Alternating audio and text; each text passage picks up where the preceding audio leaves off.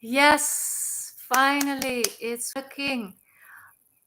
I'm on two screens at the same time, going live in Facebook, live on YouTube. So thank you so much for your patience, and thank you for being present here with me now.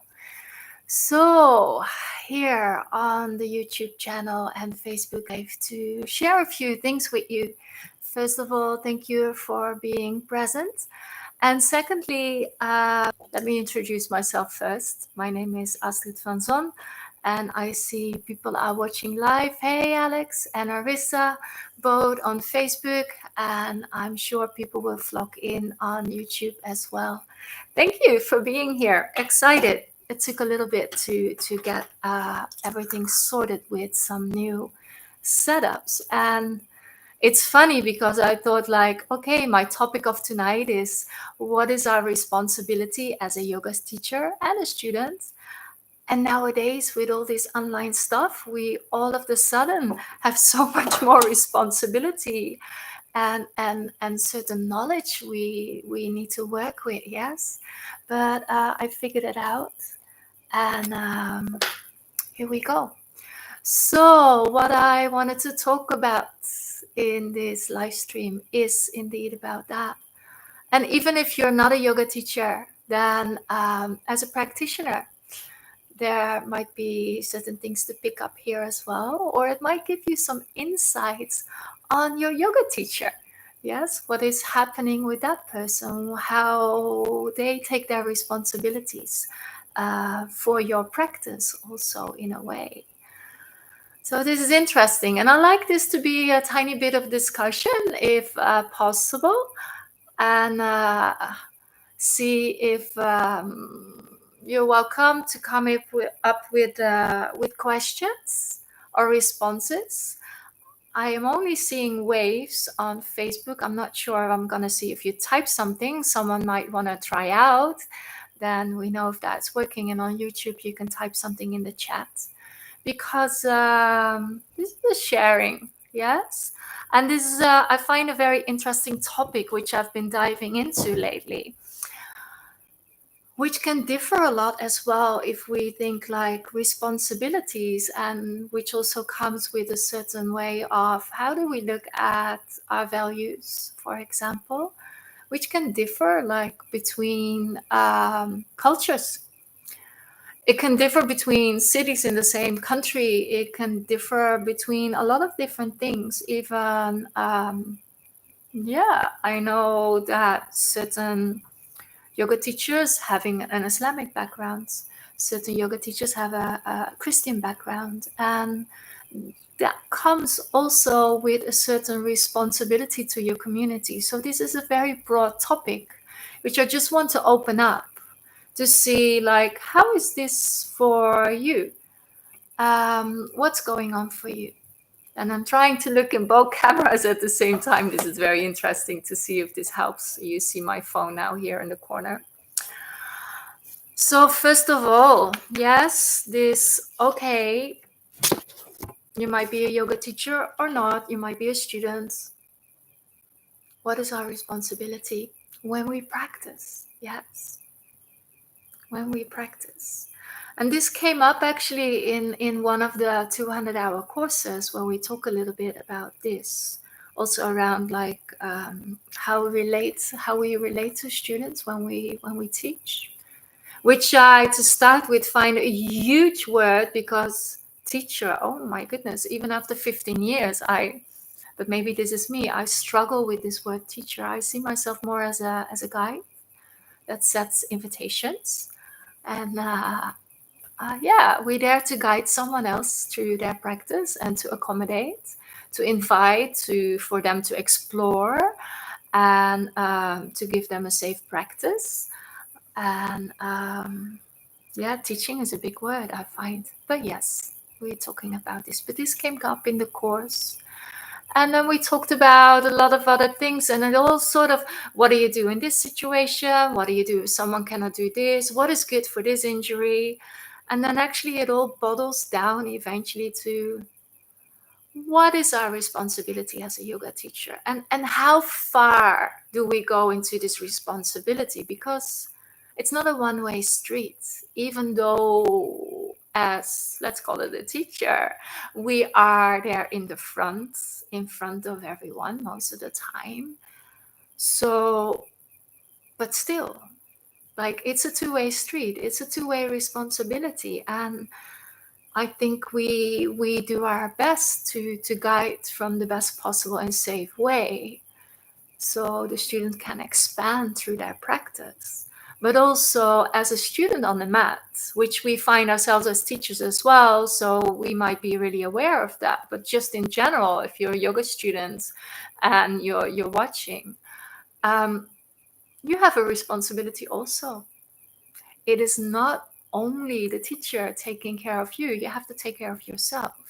And as a teacher, you have to take care of yourself also. So it's a continuously interflow, and it's not a one-way street at all. It's this interaction you create, which can be so beautiful, and it can be so expensive for both involved in that interaction. Eventually, it can be even expensive for everyone in the shala, everyone in the class, so to say. So, did you ever think about it for yourself? What is your responsibility as a yoga teacher? Where does that start? What is your responsibility as a student? Where does that start? Yes.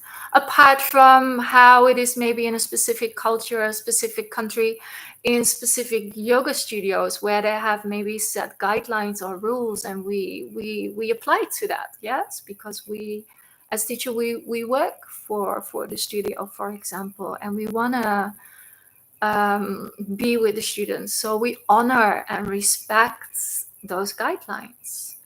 And if you cannot find yourself in these guidelines, maybe this place is not for you. I had it before. I was not allowed to say namaste. I was not allowed to chant. And this is really deeply, well, namaste, maybe not so much anymore. But chanting and using certain things is really deeply anchored in my practice. If I cannot come and share from that deep anchor, then I might just not fit in that studio or to those students. Yes, so this is one thing. Like, who are you serving? And this is a big question at the same time. Who are you serving? But first of all, when we think about teaching, where is our intention? If you are a teacher, do you think about this? What is the intention for your teaching? When you go and sit in front on that mat, where does your teaching come from? Does it flow from the heart? Did you read it yesterday in a book and you want to share now with your students? Is it like very deeply anchored in your practice? What is your intention of sharing? Why are you doing this? I think that is a responsibility. And when we come back in general to the practice of yoga, when we think about that, when I really think about that, then bottling this down, my responsibility as a yoga teacher is coming back to my responsibility of being a good human being. It comes all back to that, because I can only share from that clean, pure heart, which I find and expand through my own practice and through my own embodiment of the practice and through my own education and through my own intention in there, and then eventually take that on the mat towards others. And I say on the mat, but I'm talking now maybe a little bit more about like asana-based classes or pranayama classes, but in general, whatever is yoga for us, whatever we teach, yes. But why we go to class as a student, why we do our practice, even like our home practice as teachers, why we practice, for me, really it boils down to so I can be a better human, so I can serve humanity in a certain way. And for that, it maybe boils down to, okay, so I have to start from this clean living, what we also call maybe yogic lifestyle. It's very easy to think about yamas and niyamas, or the 5 precepts from Buddhism, for example, which gives us guidelines for cleaning ourselves and how to present ourselves in community.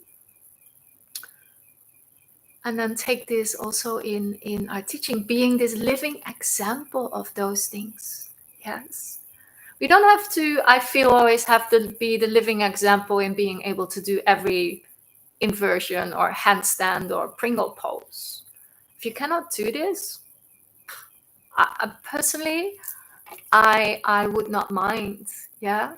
And there's even after 15 years of practice, certain things I have either no interest in, to stand upside down on my hands, or I have more interest in, like, how do I actually anchor in myself and to present that, to encourage someone else also to take the responsibility for themselves to become a better human being, to embody that, and to embody like the philosophy behind it and all the teachings.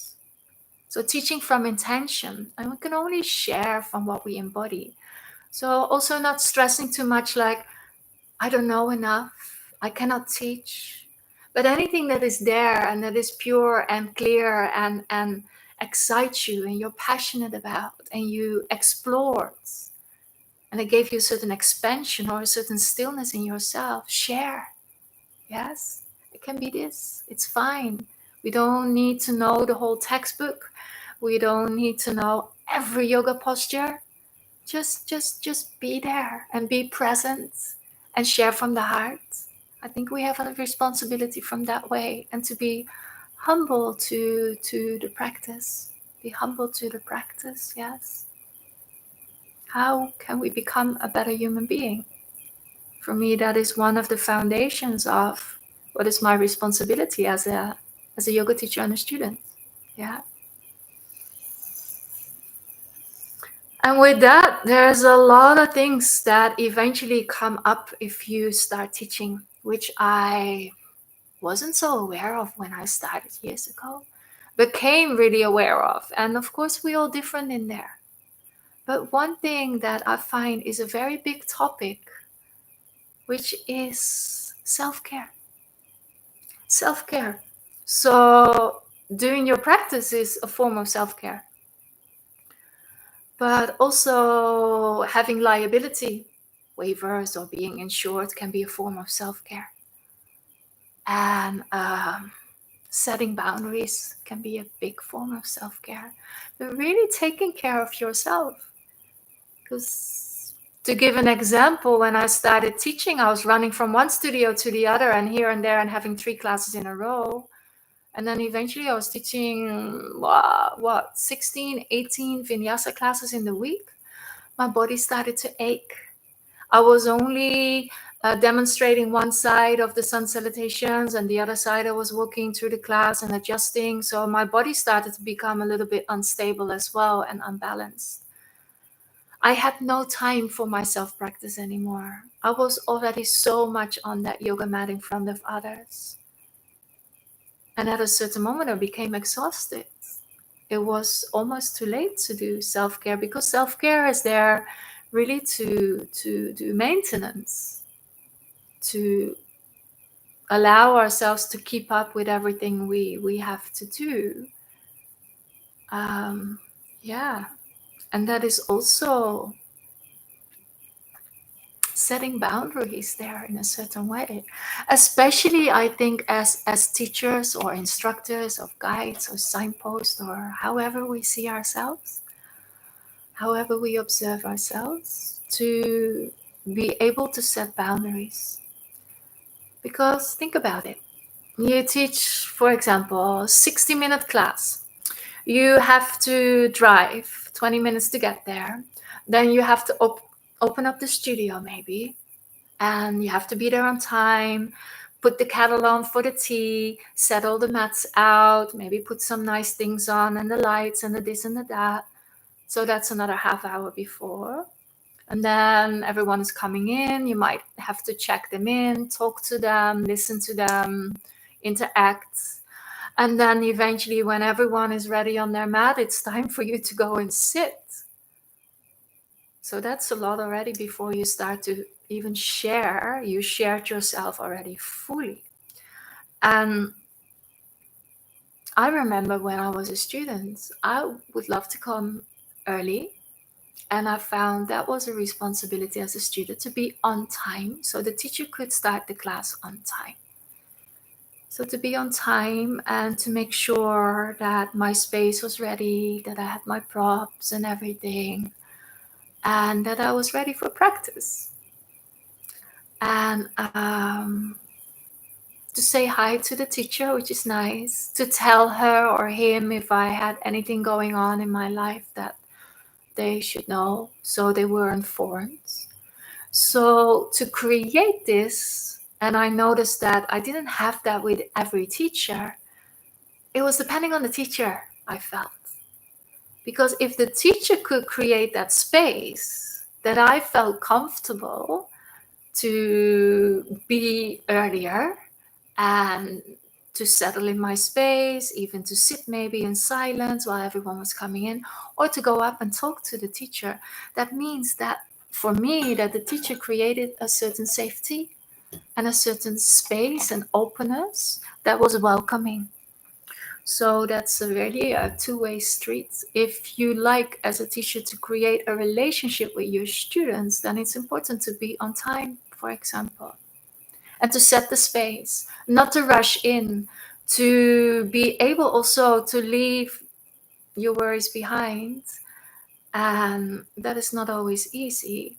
But then if you feel you had a stressful day, to at least be on time. And I have to be honest, I closed myself in the toilet for like 5 minutes before, when I had a stressful event or day before, so I could breathe and just be on my own before I stepped into the class and give myself to others, because that is what we do.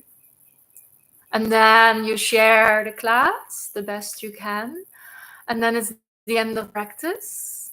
And then, yes, most of the time we're there for others. Yeah, and there's people coming with questions. It's like, oh, I have pain here. What do you think I should do? Or this happened to me in practice, which is amazing to hear their revelations. Sometimes there's tears. Sometimes there's other things going on. So that is great. But you were there already almost an hour before, and you thought an hour class, and then it might take up to an hour before you turn the lights off in the studio and go. And I noticed in the beginning I was super eager to talk to everyone, and I still love it. If you've been in a training where I was, most of the time I'm there and I'm accommodating, and I love to hear all the stories, and I love to help out and to see where I can guide and assist. But we have to be in a certain space with ourselves that we can do so.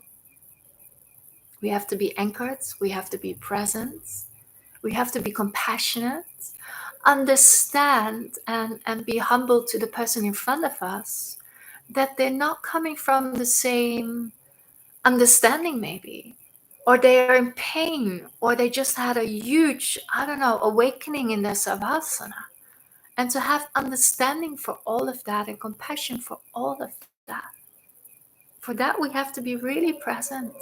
But also sometimes it's okay to say, hey, it's very interesting, your story. And I actually, you know what?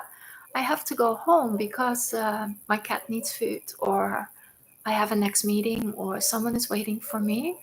But I would love you to come in next time, like 15 minutes before. We can talk more if you still like, or send me a message. Or say, okay, this is my boundary in a gentle way, because we have to take care of ourselves.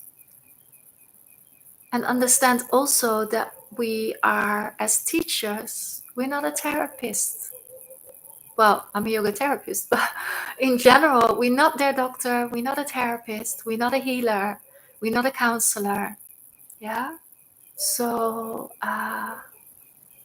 this is good to understand as well.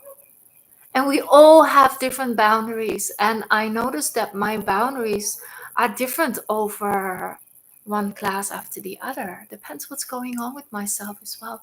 How much can I handle today? And I do my best to handle as much as possible.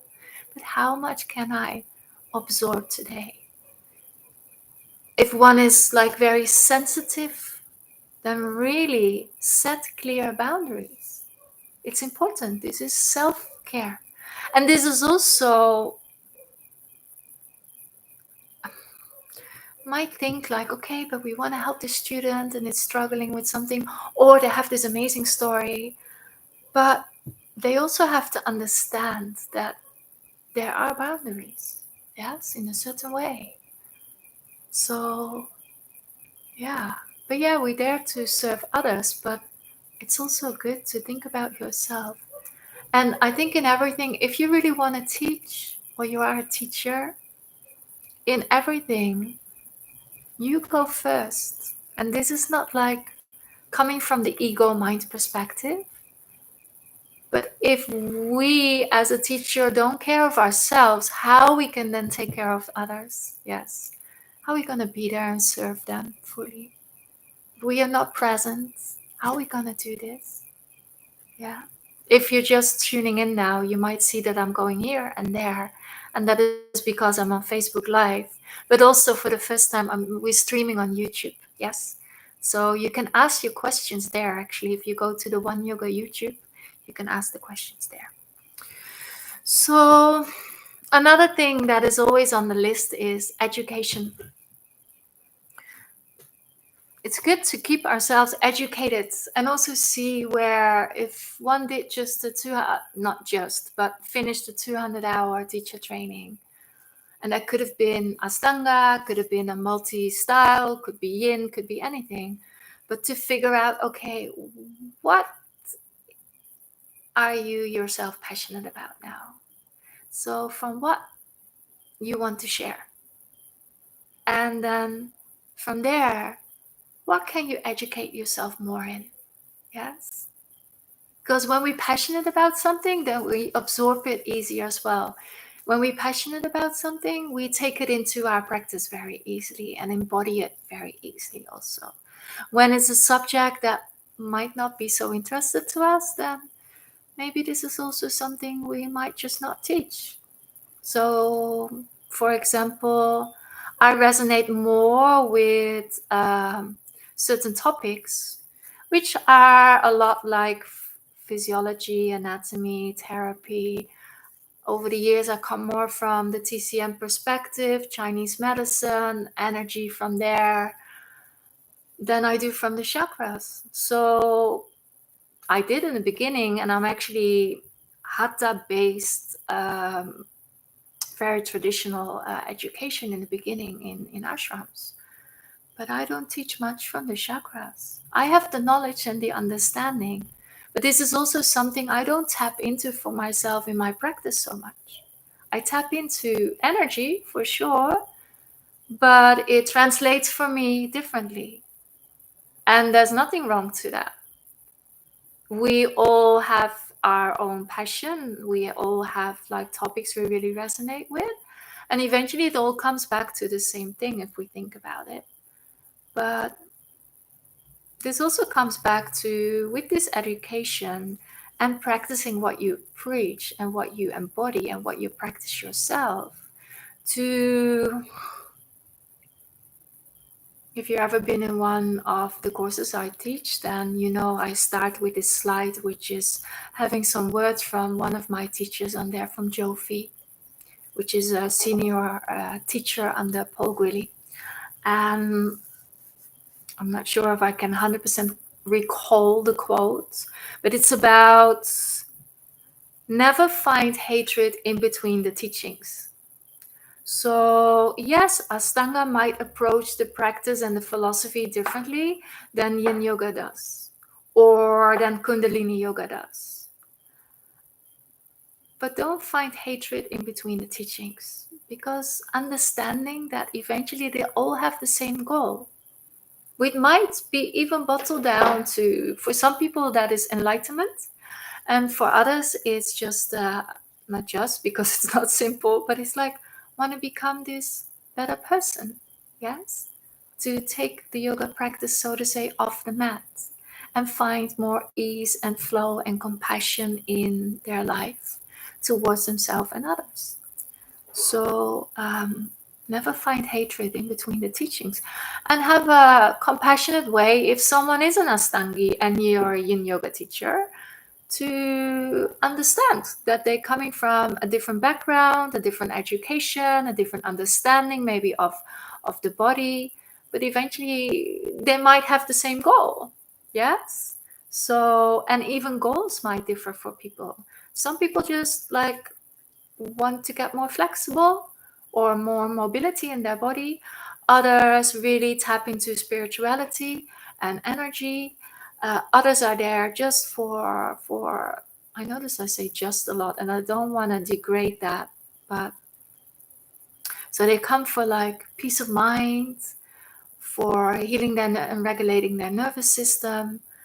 So there's all kinds of intentions to come to practice, and to have compassion for that, to understand that. So don't find hatred in between the teachings, but also don't find hatred in between you and the teachings, because sometimes we find discrepancy between what we learned, what we studied, and then find in another course, and you're like, oh, but I always understood this. Why is it like that now?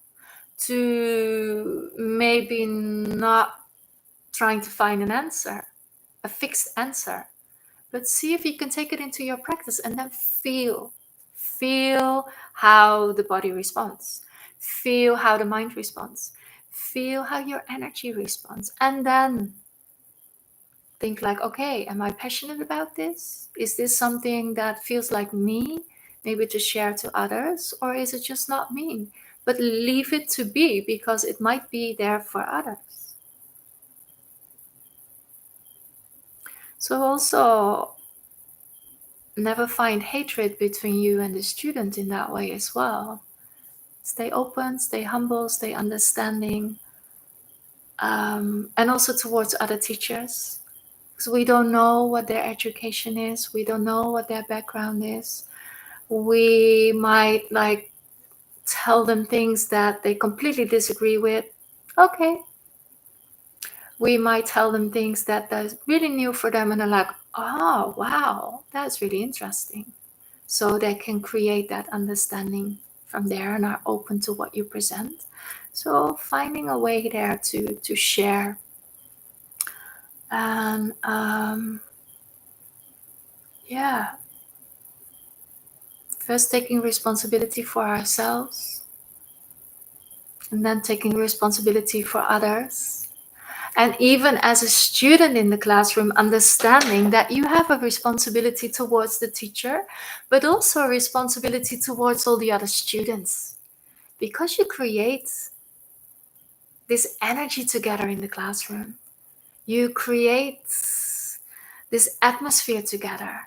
We have a responsibility in many different ways, but also just to be ourselves and to accept and not to judge what is happening around us. So stepping into a classroom in whatever embodiment, in whatever role we have, it is super interesting to think about this. Yes, how can we create that space for all of us together to experience, to expand, to grow, to be together, to create that energy, to evolve together. Yeah, and then there's this big topic, which I might not address so much as being a student, because it's a big responsibility, which I find, first of all, a responsibility personally for a yoga teacher, because we can educate ourselves there very well, and we are observing the students also. And as a practitioner or a student, you're more focusing on yourself, while as a teacher, we are not focusing on our practice, we're focusing on the people we practice or we guide the practice for. But to be trauma informed, which is such a huge thing, to be trauma informed. And I might now even say things in this video that are not trauma informed. I might express things that are triggering for others. And it's a massive topic, and it's not easy, because if we come from our own experience and our own perspective, then things that might be easy for us or not triggering at all might be very triggering for others. So we cannot know everything, but observing the students and listening to them, and also creating that open space so they can come back to you with feedback, then we learn, then we grow together. So for years, I used a certain oil from India in my class. And a lot of people came to me and saying, oh, I like that when you do that, because I did some hands-on light touch in Savasana. And then I will put this like oil that becomes like cold and then warm on their third eye. And I had like a particular smell. And a lot of people liked that, until like a few people came to me that were like, I don't like this, and I actually don't want you to touch me. I'm like, oh, great. I never thought of this. And no one ever told me that this was a thing. I was not educated in the ashram about no touch. We were just got like roughly adjusted everywhere all the time. So I was used to that, and I felt in my own body that these more rough adjustments I didn't like, and I would never do to someone. Although I know people who really like the really hands-on things, so everyone is different, but it was not so me, so I never used that. But that oil I always like really liked, until someone said, no. I'm like, okay, so I have to think about something. So then the question came in front of class. I know a few people like this hands-on in Savasana, and a few people like the oil. So I have a little card here you can put in front of your mat, and then I will give you this treatment in your Savasana. So I would just simply skip the others that didn't choose that. Amazing. Yeah. Personally, I notice now that a lot of classes start to use all these essential oils, and there's these brands popping up like doTERRA into the yoga world, and this is good for this and this is good for that. And personally, I don't like it at all. I'm very sensitive in smell. So, but the oil I used, I really liked myself. But yeah, consent is a huge, huge topic. Yes, consent. And this might be a small example, but consent for touch in general, consent for adjustments. Consent cards are an amazing tool in class. And I think as a yoga teacher, we really have this responsibility and have to open up the space as well for the people we guide to talk to us what feels right for them and what not. Consent. And being aware also that certain things can be really triggering for people. Not everyone is feeling safe when the lights go off in Savasana.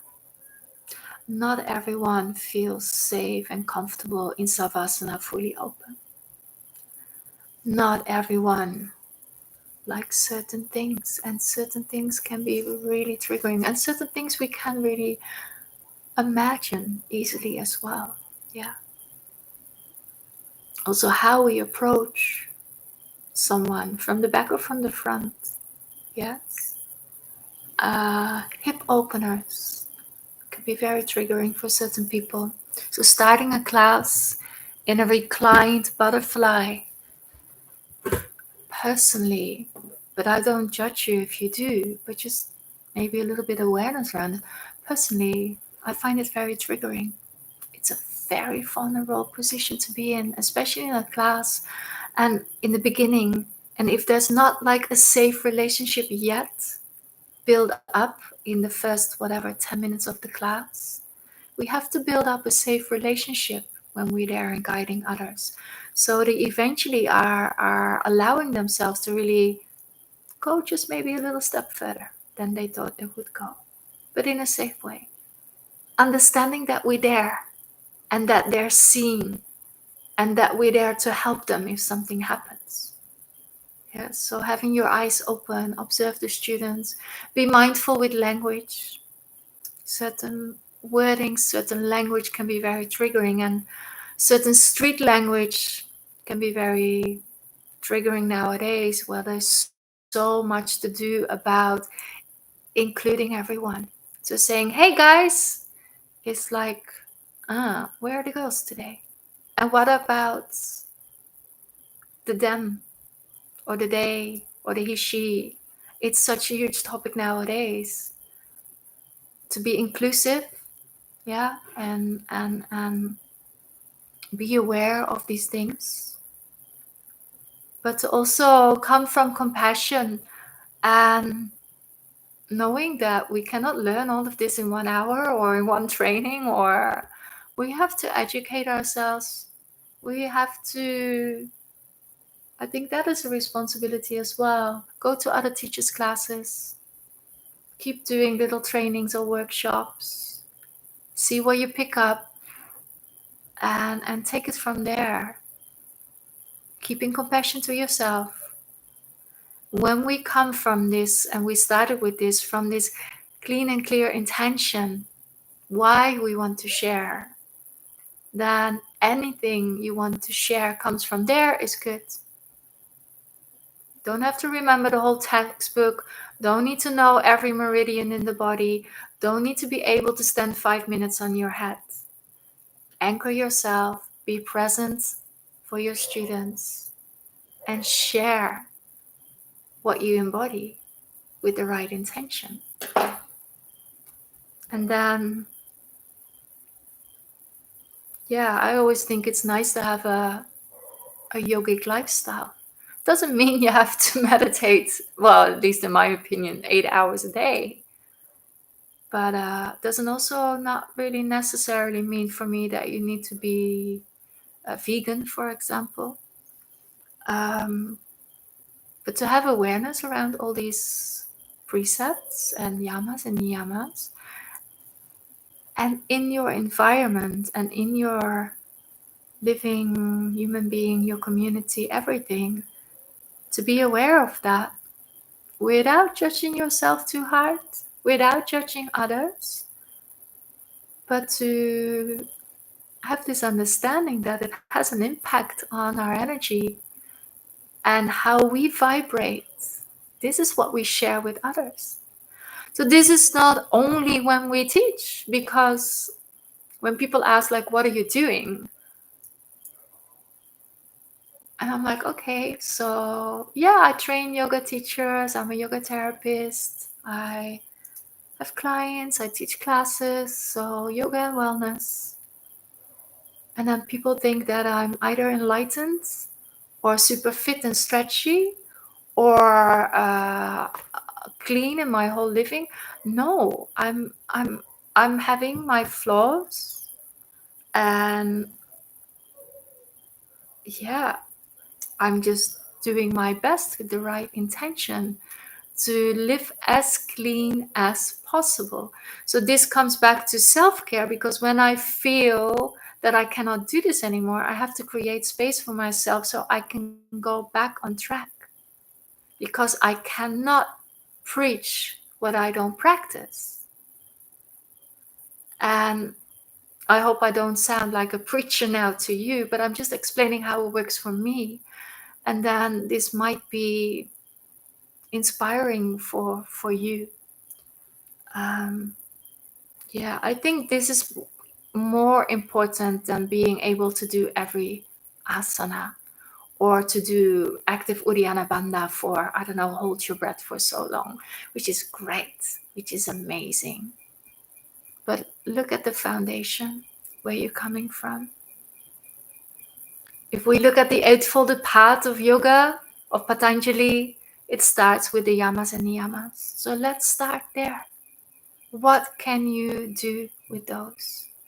How much are you tapping into that on your daily life? We can be the best yogi on the mat for that hour or 2 hours a day in our practice, or maybe even 15 minutes if you don't have so much time that day.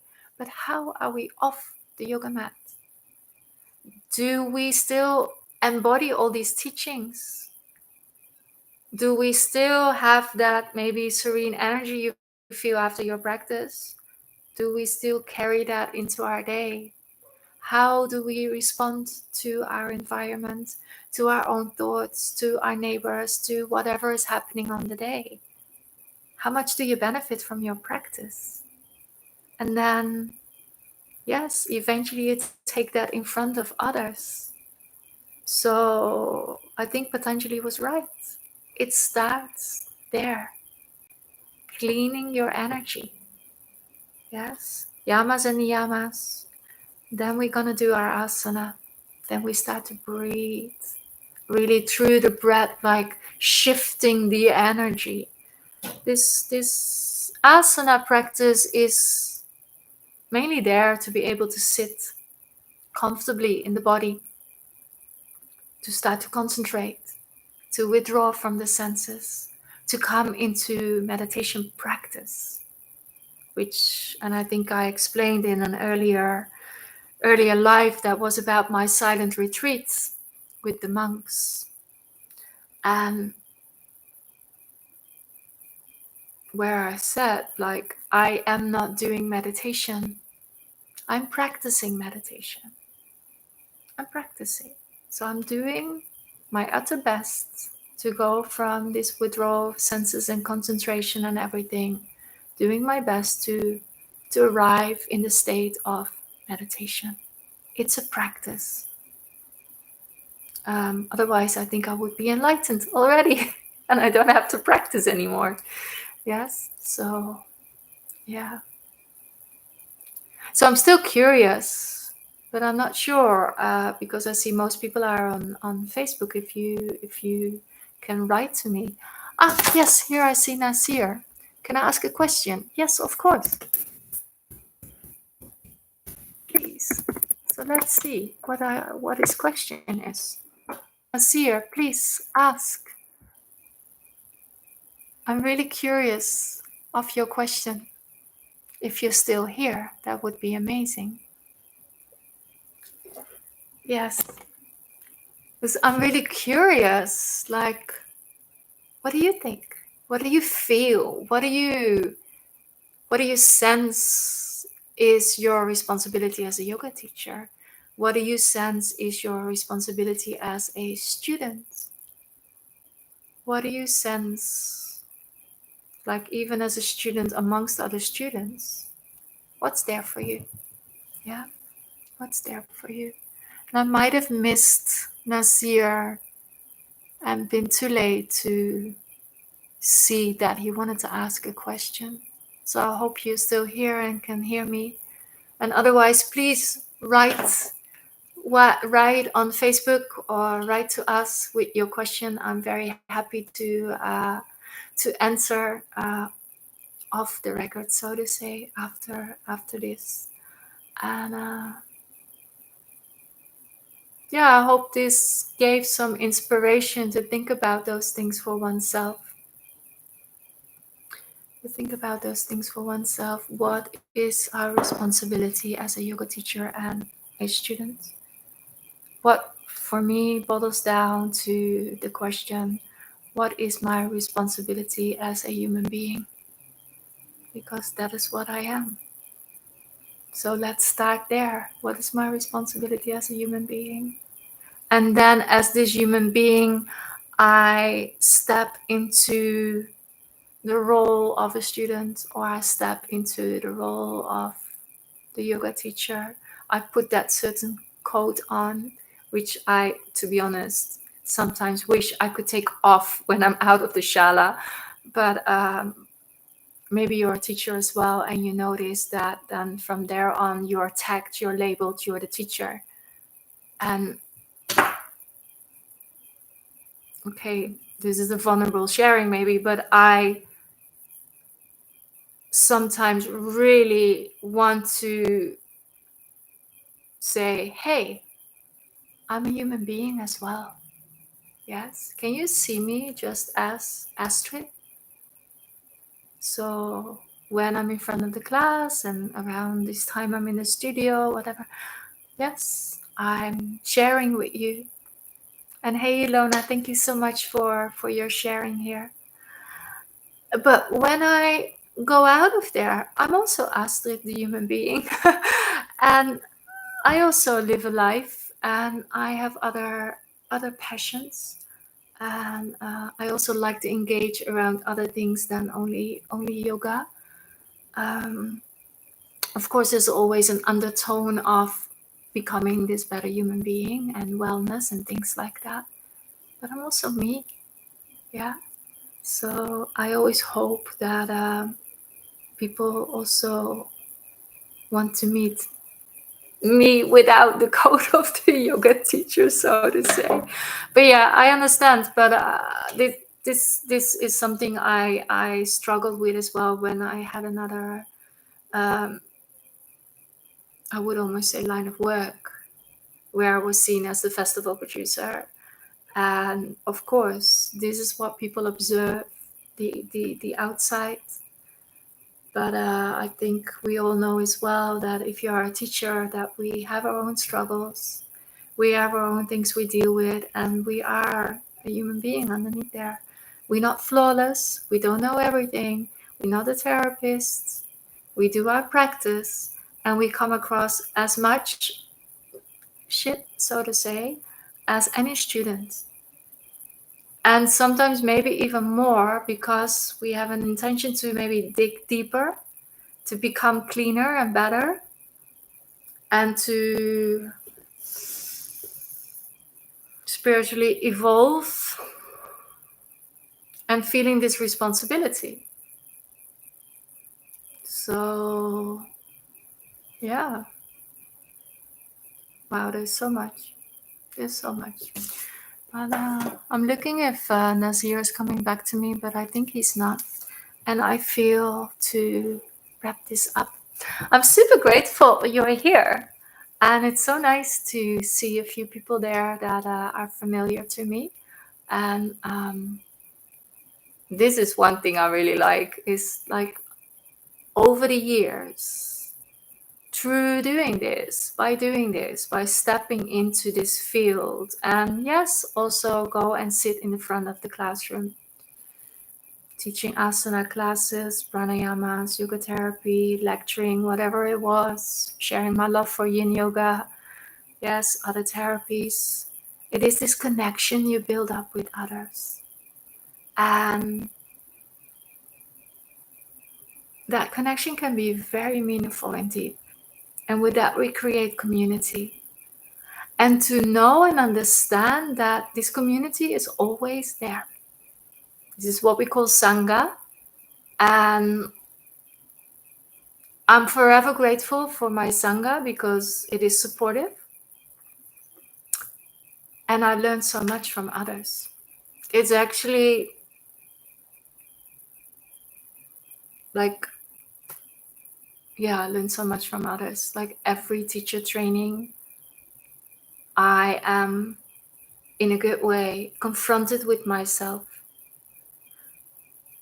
And I just learn so much from everyone that is, yes, in front of me, and I'm sharing with, and what they share back to me, how they respond to me. And with the questions they're coming, that sometimes make me research even more because I don't have the answer. Or they come with something, I'm like, I never thought about that. Or you feel this in your body, that is amazing, you know? It can open up a whole new field.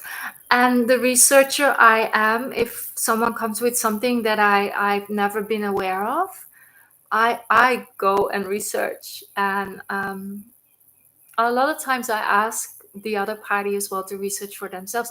And then we compare notes, so to say, and see what we come up with together and what we then find. And then they take it sometimes in their practice and they come back. It's like, this worked very well. This didn't work for me. I like this. I don't like that. It's like, wow, you know, it's really this like interaction that is amazing. So staying open for that, we can learn so much. Good. I was wrapping this up already, I think 5 minutes ago. I think I have to go now, really. And I'm still like underneath this live. If you have any questions or any revelations or any sharing, then please post it. It's nice also for the people watching the replay. And thank you so much for being present. Thank you so much for being with us. Thank you so much for being in my life and allowing me to share. And yeah, it's been good. Again, like a lot of thoughts are coming up and some revelations. So I think I'm gonna write a few things down for myself after this to really wrap it up and close the circle, so to say. I'm wishing you well wherever you are in the world, wherever you are in your life, wherever you are on your path. Let yoga be your anchor. Yes, let you be guided by your breath, your energy, and do good. Yeah. Blessings on your path. Be well, and I would say ciao for now, here and there. Bye.